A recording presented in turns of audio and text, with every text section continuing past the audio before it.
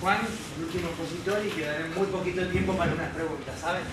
Bueno, justo la compañera cerró con una cita de Bunge, que yo casualmente también voy a hacer unas citas de Bunge hacia el final. Bueno, quiero agradecer la invitación en nombre de Pablo Riesnik, titular de la Cátedra de Historia de los Sistemas Económicos de la Facultad de Filosofía y Letras, militante del Partido Obrero. Como mencionó el compañero en la presentación, Pablo, por cuestiones de salud, no podía venir, estaba muy interesado en participar de la actividad. Creo que las exposiciones de los compañeros, teniendo en cuenta las temáticas que él trabaja y sobre las cuales he escrito, de los cuales he dejado 2 libros en las mesas para que los lean o los tomen en torno a los problemas de la currícula. Uno de ellos es El mundo no empezó en el 4004 antes de Cristo, Marx, Darwin y la ciencia moderna, que básicamente hace un análisis de todo el desarrollo científico, que es un libro que fue parte de una cátedra libre en la Facultad de Filosofía y Letras y Ciencias Sociales, donde se hace un análisis y una divulgación de los principales problemas científicos a la luz de la mirada del marxismo. Y el segundo libro, Un mundo maravilloso, que son básicamente las unidades que nosotros dictamos en la cátedra en la Facultad de Sociología y en Filosofía y Letras, cuyo subtítulo es Capitalismo-Socialismo en la escena contemporánea. Casualmente esta cátedra se formó en el año 2004 sobre un seminario y comenzó siendo una cátedra libre. Es decir, que no formaba parte de la currícula académica de las carreras de Historia y de la carrera de Sociología, que es donde actualmente se dictan. Como cátedra libre consiguió luego incorporarse a la currícula académica siendo una cátedra paralela.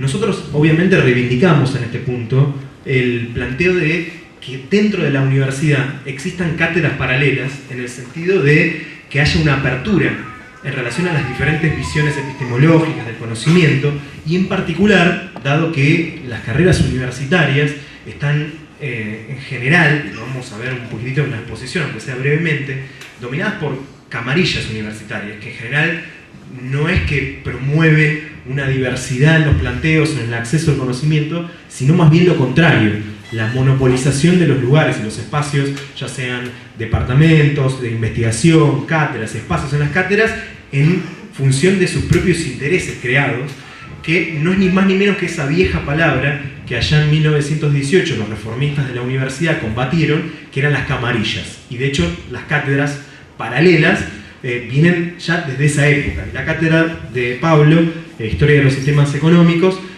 comenzó siendo una cátedra paralela para introducir dentro de la carrera de Historia y de Sociología los planteos basados en el análisis históricos y en el marxismo en estas 2 carreras de las ciencias humanas. Así que como presentación, hacer esta introducción, comentarles que en mi exposición, que entiendo que son de 20-25 minutos, un tiempo difícil para planificar para lo que somos docentes, porque uno siempre planifica con más tiempo, o intervenciones inclusive más cortitas, los que tenemos una militancia política, se arma una asamblea, uno habla 5 minutos como mucho, 2 o 3 minutos, hace un planteo, así voy a tratar de ceñirme al tiempo. En mi exposición voy a tratar de dar cuenta de lo siguiente. En primera instancia, hacer un análisis de lo que es la política científica bajo el kirchnerismo. Es decir, en toda esta década, el gobierno ha desenvuelto un relato sobre el desarrollo de la política científica.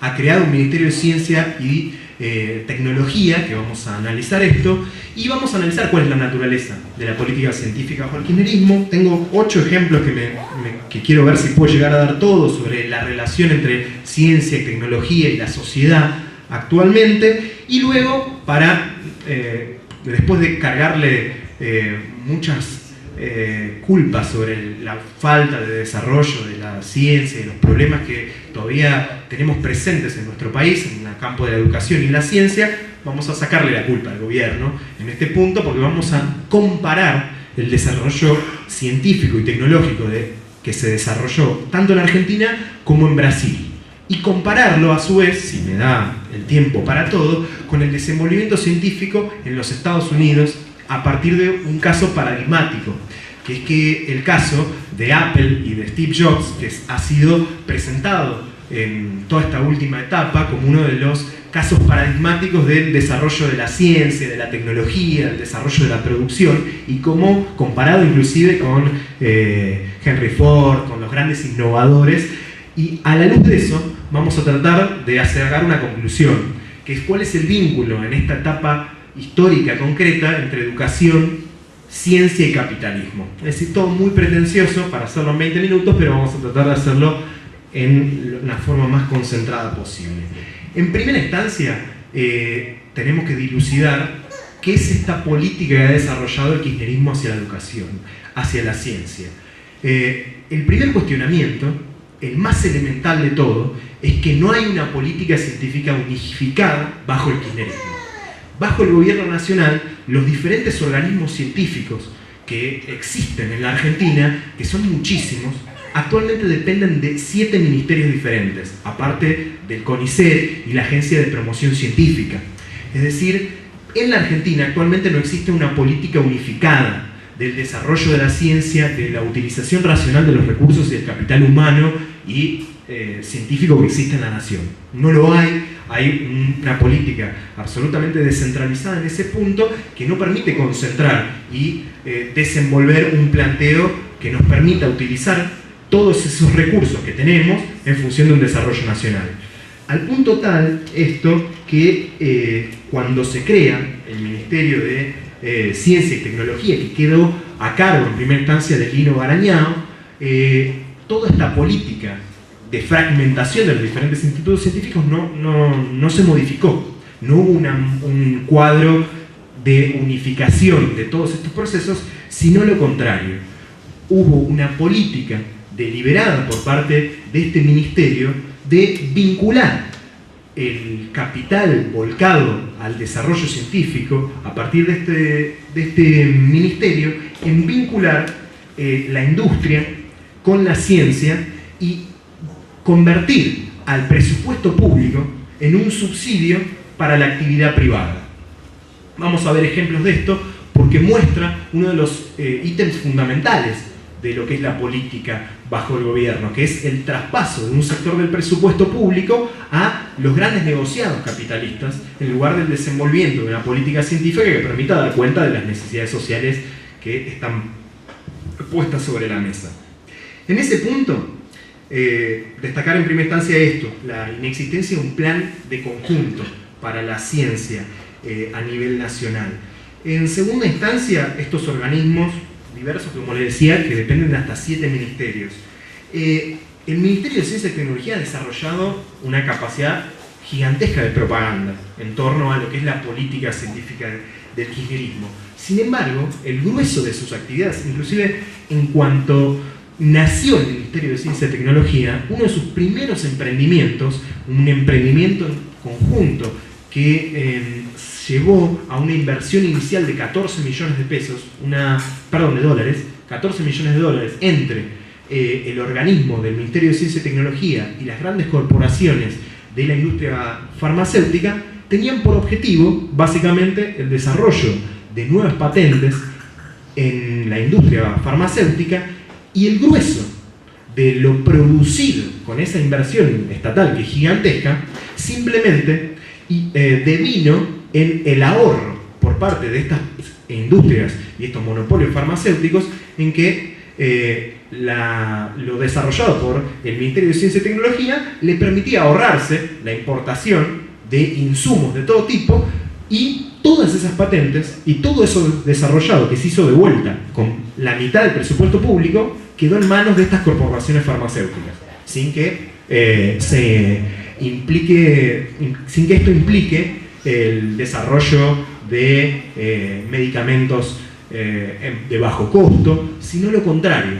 Estas investigaciones, que fueron de las primeras que se desarrollaron en el Ministerio de Ciencia y Tecnología, apuntaban al desarrollo de medicamentos de alta gama, es decir, medicamentos muy costosos que actualmente se importan, que le otorgan beneficios gigantescos a las corporaciones farmacéuticas.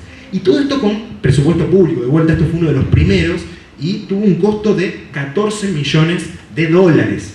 Tengan en cuenta que al día de hoy, por ejemplo, se anunciaron que después de 3 años se estaría levantando el cepo al dólar, o algo así, escuché cuando venía para acá. La perspectiva que lanzó el gobierno es ahorrar, evitar la importación de estos, es decir, poner el presupuesto público al servicio de estas grandes corporaciones.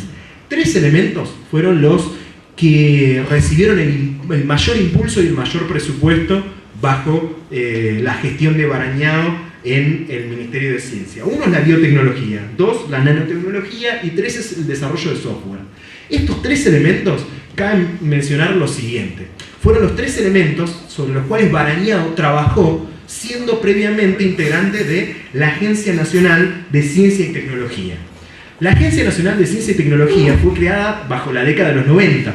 La creó Menem, básicamente con el objetivo de puentear al CONICET.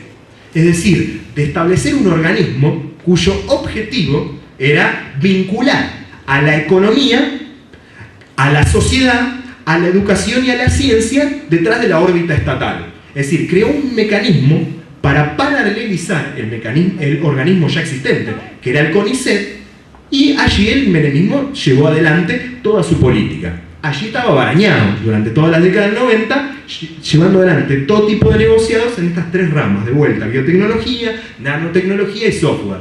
Es decir que, en términos estrictos, esta política del gobierno de crear un Ministerio de Ciencia y Tecnología, sin dar de vuelta una unidad dentro del desarrollo de la ciencia y tecnología, no es algo diferente a lo desarrollado en décadas pasadas. En particular, de hecho, la presencia de Barañao muestra un hilo de continuidad directo entre lo que el kirchnerismo presenta como una ruptura con el pasado neoliberal. En este caso tenemos los tres mismos ejes de investigación, el traspaso del presupuesto público al servicio de estas grandes corporaciones y negociados de todo tipo. Se habla en su momento de capitalismo de amigos, pero acá Barañao inclusive está directamente implicado en este tipo. Es decir, que no hay ningún tipo de política unificada, no hay ninguna ruptura, inclusive en términos de paradigmas en relación a la década del 90, sino que hay una articulación, que es, de vuelta, en uno de los planteos que no lo ha desarrollado el menemismo, sino que lo ha desarrollado el mismo Banco Mundial en relación a cuál es la política científica. Simplemente articular emprendimientos productivos, ¿entre qué? Entre lo público y lo privado. Es decir, que el Estado aparece de vuelta sosteniendo los negocios de los grandes grupos capitalistas. Y en este punto, el Ministerio de Ciencia y Tecnología ha puesto el énfasis en uno de los elementos que creo que merece en sí mismo una reflexión, que es la innovación. Una palabra que en términos científicos aparece como que ya esa palabra en sí mismo merece ser analizada como tal. Y de hecho, si uno mira lo que dice el diccionario, la Real Academia, dice que la innovación no es ni más ni menos que la creación o modificación de un producto y su introducción en el mercado. Es decir que el ministerio como tal pone el énfasis en la vinculación y la creación de productos destinados al mercado. Es decir, ni más ni menos que el desarrollo, no de una investigación que dé cuenta de necesidades, sino el desarrollo de los negocios a partir del presupuesto público.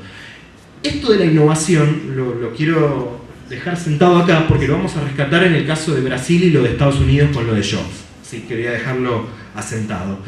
Un elemento también que es fundamental destacar de la política científica del kirchnerismo es que no existe un proceso de deliberación sobre cómo utilizarse el presupuesto, cómo avanzar en la unificación de una política científica como tal, no ya en la población, no digamos que establecemos, por ejemplo, un congreso, por ejemplo, acá estamos en un sindicato y discutimos por cómo debería desarrollarse la política docente. Y establecemos un gran congreso de la provincia de Buenos Aires con padres, con docentes, con representaciones de alumnos y establecemos cómo deberían ser, por ejemplo, las currículas. Cuáles serían las necesidades para dar, presupuestarias para tener las herramientas necesarias para desarrollar la educación. Por ejemplo, que los colegios no se caigan a pedazos. O si estamos en colegios de doble escolaridad, que los pibes tengan para comer y que no tengan presupuestos de menos de 5 pesos por comida por pibe. Es decir, contar con las herramientas necesarias. Por ejemplo, que haya tizas y que no dependa de las dádivas de las cooperadoras. A partir de eso, nos juntamos todos, los profes, los estudiantes, las familias, hacemos un plan. Es decir, se establece un plan democrático, discutido, de cómo debería ser el proceso educativo. En el ámbito científico, ya esto no existe, bajo ningún punto de vista. No existe un proceso de deliberación sobre esto. No en la sociedad, ni siquiera en el ámbito científico, que es un ámbito acotado. El CONICET sigue manejado por camarillas absolutamente minoritarias, que son las que definen cuáles son las políticas que se van a subsidiar, a dónde se van a desarrollar los presupuestos. En los diferentes organismos y ministerios todo sigue ceñido a un sector absolutamente acotado. Por ejemplo, el Grupo de Gestión Científica emitió un documento en el año 2010 que es fantástico, porque dice, bueno, si nosotros abrimos un proceso de discusión sobre cómo se debería utilizar el presupuesto para el desarrollo de la ciencia, ¿qué problemas deberíamos abordar? Y lo cito porque corresponde. ¿Cuáles son los problemas que deberíamos analizar? En primera instancia, la producción pública de medicamentos, de vacunas, insumos médicos, la eliminación de bichucas para atenuar la incidencia del mal de Chagas, eliminar el arsénico de aguas para el consumo, el saneamiento de cuencas fluviales, el control del uso de agroquímicos, la generación de polos tecnológicos públicos. Todo eso forma parte de las necesidades de un país como nuestro para desenvolver un desarrollo nacional. Todo eso está totalmente aislado, en el sentido de que no hay un proceso de deliberación de vuelta, no ya en la sociedad, en el ámbito científico, de cómo debería desenvolverse esta política.